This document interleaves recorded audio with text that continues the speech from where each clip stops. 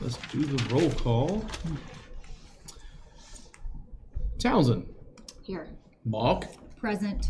Williams is present. Malco. Here. Back. Present. All right, we will move on to our collective bargaining tentative agreement. Yes.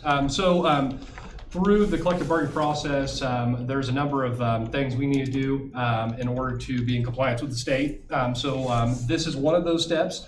Today is our tentative agreement hearing. That this will allow the public to have comment based on the contract. And then per Indiana code, we cannot have a ratification no more than 72 hours prior to this meeting. So per Indiana law, we did come to a TA. We do have a representative from ACTO, so I do appreciate Mr. Day being here this afternoon. So what I'll do is do a general update in each one of the categories, and then if we have any questions, feel free to voice those. For our 2025 to 2026 collective bargaining agreement, we are entering a one-year contract during that time period. The wages and the base salary increase, a total of $100,000 has been allocated towards certified staff salary improvements. This amount will be distributed among the 18 master's level teachers and 37 bachelor level teachers through the adjustment to the base salary schedule. The increase reinforces our commitment to recognizing experience, education, and continued professional growth. The second part of our TA was raising the base salary, which is an Indiana law. The starting base salary has been increased to $45,000, of which impacted 11 staff members that were below that threshold. So we were able to bring them up to $45,000, and this adjustment strengthens Wes-Del's ability to attract and retain quality educators while also maintaining competitiveness with the neighboring districts. Our next area was our literacy endorsement. Once again, this is an Indiana code update that took place in July 1. So the new language provides a $200 permanent increase to the base salary for any teacher who attains IDOE literacy endorsement. This aligns with the state's literacy initiative and supports continued improvement in foundational reading instruction. So each one of our teachers, and this is not just the teachers right now, but that would be for the end of time. So any teacher that attains that literacy endorsement will receive a $200 increase to their base salary from that point forward. Insurance contribution. This year we did see a 4% increase from East Central Indiana School Trust. So with that being said, what we have is we have what their employer contribution is and what the employee contribution is. So whenever we see a 4% increase, that increase is a burden of the employee. So what we're doing is we're, as a board, we will offset that 4% increase by the board contribution. The way that looks is 40, and correct me if I'm wrong, was it 45 and 60? Yes, family and single plans. So $45 for anybody that had a single plan and $60 for family. Is that correct? Yes. Okay, I didn't put that on here, but I want to make sure I was saying the right thing. Is that sorry to interrupt, is that a monthly or is that? That's per pay. So pretty much what we look at. Per month. Per month, Per month, yes, per yes. month, per month. We have bi-weekly pay, so per month. So what we looked at was that, so pretty much the board contribution would apply to the increase we see for the insurance. What we've also updated was our awards factor, the experience-based award factor used for salary advancement. So if an employee has 1 to 10 years, they would receive 1 point. If they have 11 to 20 years experience, they would receive 3. And then anybody over 21 plus years experience would receive 5. And this change better reflects longevity and acknowledges the value of veteran educators within our district.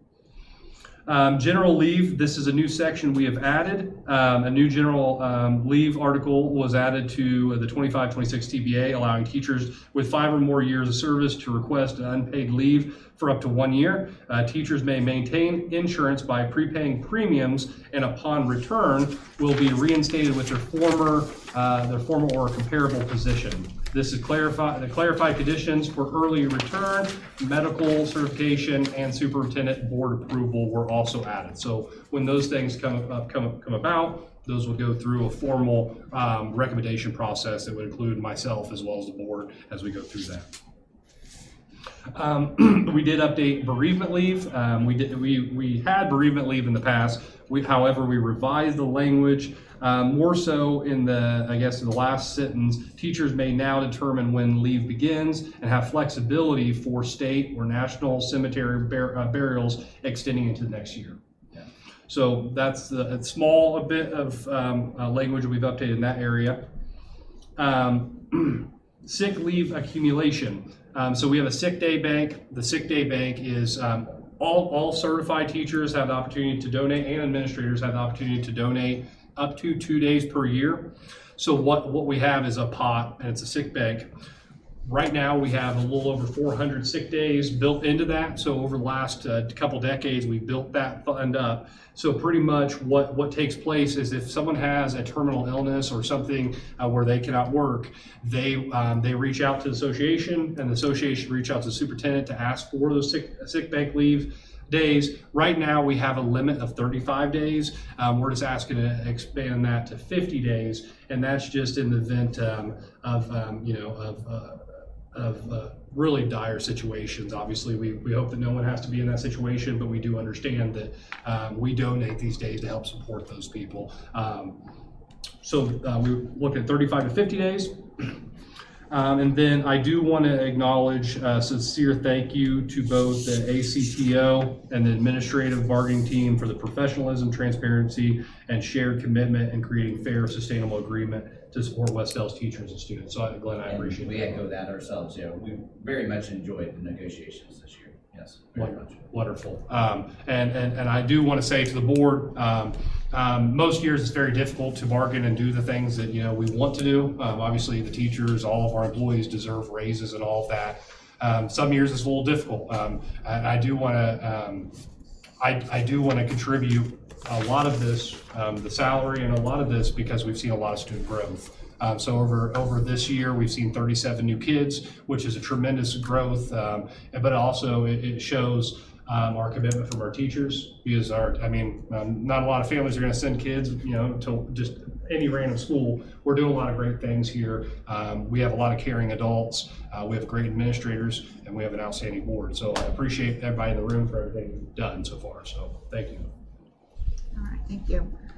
So we must open this up for public comment. Anybody that wants to make a comment needs to make sure that we have their name and address, but I don't see anybody. So we will move to close the meeting. Yep. All right, so we're just looking for a motion to adjourn the meeting. Motion to adjourn tonight's meeting. Second, Second. all in favor? Aye. Any opposed? Okay, the meeting has been adjourned. Okay. Appreciate everybody's efforts. Thank you. Thank you so very much. We'll much. ratify on Thursday. All right, sounds good. Yeah, thank you, Glenn. I appreciate being here. All right. Yes, thank you. And you know what? Doing the adjournment, I said, he said Glenn. I said, it's Tom.